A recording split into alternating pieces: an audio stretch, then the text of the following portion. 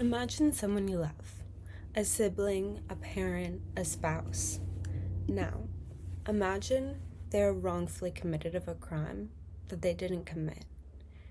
They're forced to spend years on death row, exhausting every appeal, and the state finds that they're guilty and decides to execute them. You watch an innocent life being taken right before your eyes, and it cannot be undone. In the United States, this isn't a hypothetical, and it actually happens. My name is Serena Ferdman, and I'm here to argue that that capital punishment should be abolished in the United States. The death penalty is irreversible, ineffective, it's not applied fairly, and it actually costs more than keeping someone in prison for life. I'm going to break down the four main problems and what we should do instead. The first harm is irreversibility. One of the biggest issues with the death penalty is that it's permanent and our system makes mistakes. Since the 1970s, over 200 people sentenced to death in the United States have been exonerated, meaning that they were cleared from the crime that sent them to death row. In 2014, a study from the National Academy of Sciences revealed that roughly 4.1% of all death sentences were wrongful convictions.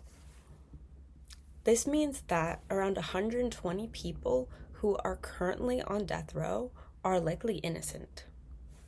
Every other punishment allows for correction, and if someone is in prison for life and they're later discovered to be innocent, they can be released and there's at least a second chance at life.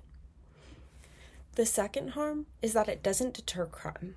The primary justification for the death penalty is that it stops people from committing murders, but the data shows that this just isn't true. In 2012, the National Research Council reviewed all existing studies on capital punishment as a deterrent and found them to be too methodologically flawed to be reliable, so there is no credible evidence that the death penalty deters crime. And on top of that, FBI data shows that the death penalty, states with the death penalty have consistently higher murder rates than states without it. And now, correlation isn't causation, but clearly the death penalty is not deterring violent crimes. The third harm is racial and economic bias. The death penalty is not applied fairly. African Americans make up roughly 13% of the population in the US, but 41% of death row inmates. Over half of all wrongful death row convictions involve Black defendants, and research over 20 plus years found racial discrimination in 96% of the capital cases that have been reviewed. Wealth. Most defendants facing the death penalty cannot afford their own attorney. They rely on public defenders who are overworked, underfunded, and they lack experience in this specific field. This lack of adequate representation is one of the leading causes in wrongful convictions. So the Equal Justice Initiative says, our death penalty system treats you better if you're rich and guilty than if you're poor and innocent. And this is supposedly a country built on liberty and justice for all. The fourth harm is it costs more. There's a common assumption that the execution is cheaper than housing someone for life, but it is actually the opposite. According to recent estimates from the Death Penalty Information Center, the death penalty costs taxpayers about 2.5 to 5 times more than life imprisonment would. Capital cases require longer trials with more lawyers, expert witnesses, death row housing, and a long appeals process.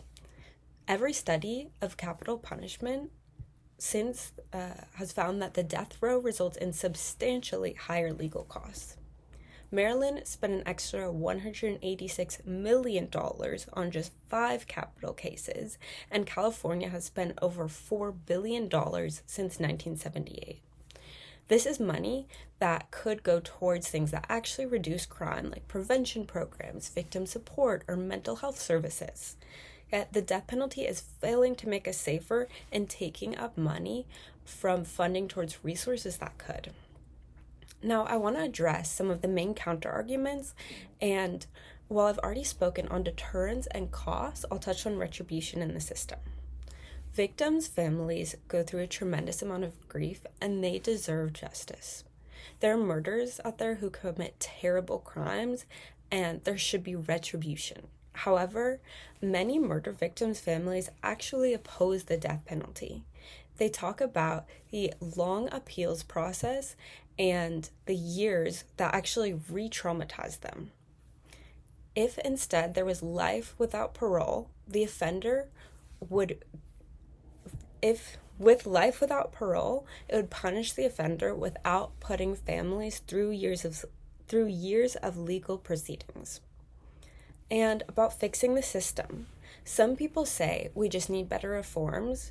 The thing is that after decades of attempts at reforms, there's still racial disparities, wrongful convictions, and rising costs. You cannot make an irreversible punishment safe enough to use.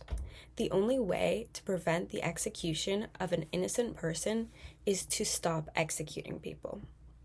The solution is clear. We need to abolish capital punishment and replace it with mandatory life sentence without parole. With this, public safety is protected, taxpayers save money, and innocent lives will be taken. This will all help to make the legal system become a little bit more fair.